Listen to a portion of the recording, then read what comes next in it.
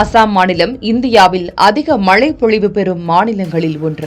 குறிப்பாக மழை காலங்களில் அங்கு வெள்ளப்பெருக்கு ஏற்படுவதும் அதன் பிறகு இயல்பு வாழ்க்கை திரும்புவதும் வழக்கமான ஒன்றாகவே இருக்கிறது. ஆனால் இந்த முறை வடகிழக்கு இந்தியாவின் பல பகுதிகளில் பொழிந்த கனமழையால் அசாம் கடுமையான வெள்ள பாதிப்பை எதிர்கொண்டுள்ளது. 100க்கும் மேற்பட்டோர் உயிரிழந்த நிலையில் லட்சத்துக்கும் மேற்பட்ட மக்கள் பாதிப்படைந்துள்ளனர். அசாமின் முக்கிய நீர் ஆதாரமாக விளங்கும் பிரம்மபுத்திரா நதி இமயமலை பகுதியில் உருவாகி அருணாச்சல பிரதேசம் மற்றும் அசாம் வழியாக பாய்ந்து பின்னர் வங்கதேசம் வழியாக சென்று கடலில் கலக்கிறது. பிரம்மபுத்திராவுடன் இணையும் ஏராளமான துணை நதிகளும் அசாமின் வெள்ள நிலவரத்தில் முக்கிய பங்கு வகிக்கின்றன. இந்த ஆண்டு வடகிழக்கு இந்தியாவின் பல பகுதிகளில் பொழிந்த கனமழையால் ஆறுகளில் நீர்வரத்து அதிகரித்தது.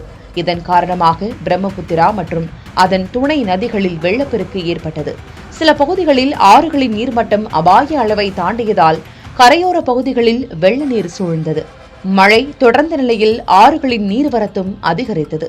இதனால் வெள்ள நீர் விவசாய நிலங்களுக்குள் புகுந்ததோடு குடியிருப்பு பகுதிகளையும் சூழ்ந்தது. பல இடங்களில் சாலைகள் மற்றும் போக்குவரத்து பாதிக்கப்பட்டதால் மக்களின் இயல்பு வாழ்க்கையும் முடங்கியது. அசாம் மாநிலத்தின் பேரிடர் தகவல் மேலாண்மை அமைப்பின் சமீபத்திய தகவலின்படி கோலாகாட், சிவசாகர், ஹோஜாய், தராங், லக்கிம்பூர், ஜோர்ஹாட், கர்பி அங்லாங், சரைடியோ, நாகோன் மற்றும் பிஸ்வநாத் ஆகிய 10 மாவட்டங்கள் வெள்ளத்தால் பாதிப்படைந்துள்ளன. மேலும் 28 வருவாய் வட்டங்கள் மற்றும் 456 கிராமங்களில் வெள்ள பாதிப்பு தொடர்கிறது.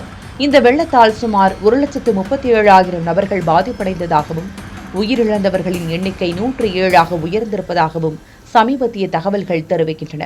வெள்ளத்தின் காரணமாக 11,933.46 ஹெக்டேர் பயிர் நிலங்கள் நீரில் மூழ்கின.